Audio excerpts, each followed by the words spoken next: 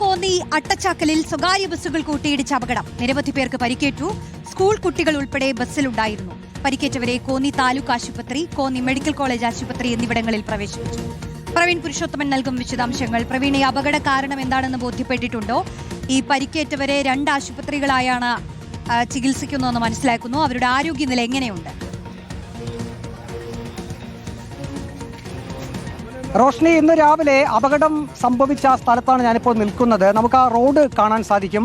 ഉന്നത നിലവാരത്തിൽ നിർമ്മാണം പൂർത്തിയാക്കിയ റോഡാണ്. വാഹനങ്ങളൊക്കെ നല്ല വേഗതയിൽ തന്നെയാണ് പോകുന്നത്. പക്ഷേ ഒരു പ്രശ്നമുള്ളത്, റോഡിൻ്റെ വീതി വളരെ കുറവാണ്. ഇത് കോന്നി കുമ്പഴ പ്രധാനപ്പെട്ട ഒരു പാതയാണ്. പത്തനംതിട്ടയിലേക്കുള്ള പ്രധാനപ്പെട്ട പാത, കോന്നിയിൽ നിന്ന് പുറപ്പെടുന്ന ഒരു പാത കൂടിയാണ്.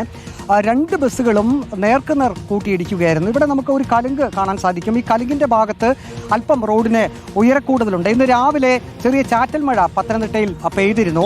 ആ ചാറ്റൽ മഴയും ഈ അപകടത്തിനൊരു കാരണമാണ്. കാരണം നല്ല വേഗതയിലെത്തിയ ബസ് ഈ ഭാഗത്ത് വന്നപ്പോൾ എതിർവശത്ത് നിന്ന ബസ് കണ്ടു, ആ ഡ്രൈവർ കണ്ടു. പക്ഷേ ബ്രേക്ക് ചവിട്ടിയെങ്കിലും വാഹനം തെന്നി ചെന്ന് മുൻവശത്ത് എതിർവശത്ത് നിന്ന ബസ്സിൽ ഇടിക്കുകയായിരുന്നു. അങ്ങനെയാണ് ഈ അപകടം സംഭവിച്ചത്.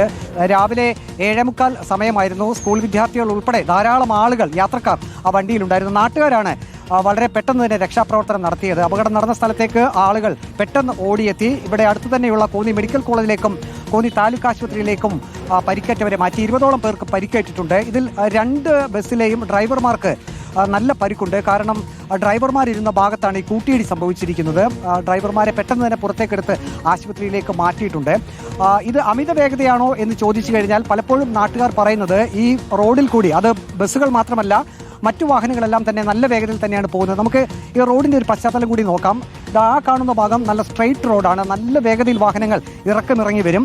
ഇതിൻ്റെ എതിർവശത്തും സ്ട്രെയിറ്റ് റോഡ് തന്നെയാണ്. പക്ഷേ ഈ കലുങ്കുള്ള ഭാഗത്തൊരു വളവുണ്ട്.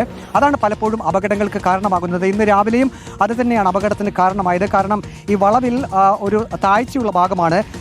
വേഗതയിൽ വരുന്ന ബസ് അത് ഇവിടെ വന്നു കഴിഞ്ഞപ്പോൾ എതിർവശത്ത് നിന്നും പെട്ടെന്ന് ബസ് കയറി വന്നു. ബ്രേക്ക് പിടിച്ചെങ്കിലും നിരങ്ങി ചെന്ന് ആ ബസ്സിൻ്റെ മുൻവശത്ത് ഇടിക്കുകയായിരുന്നു. 2 ബസ്സും നേർക്കുള്ള ഇടി തന്നെയായിരുന്നു. ഈ കലുങ്ക് നമുക്ക് കാണാൻ സാധിക്കും. ഇപ്പോൾ നാട്ടുകാർ ഒരു പരാതി പറയുന്നത്, ഒന്ന്, ഈ വാഹനങ്ങളുടെ വേഗത അത് വളരെയധികം സൂക്ഷിക്കണം. മറ്റൊന്ന്, റോഡിൻ്റെ ഈ ഒരു അശാസ്ത്രീയത, ഈ ഭാഗത്ത് ഉയരക്കൂടുതലുള്ളത് അത് ഈ റോഡിൻ്റെ മറ്റു ഭാഗങ്ങളെ അപേക്ഷിച്ച് അല്പം ഉയർന്നാണ് നിൽക്കുന്നത്.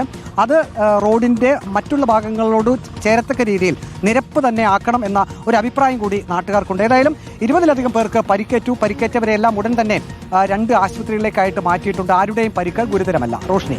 ശരി, പ്രവീൺ പുരുഷോത്തമനാണ് അപകടം നടന്ന സ്ഥലത്ത് നിന്ന് വിവരങ്ങൾ നൽകി.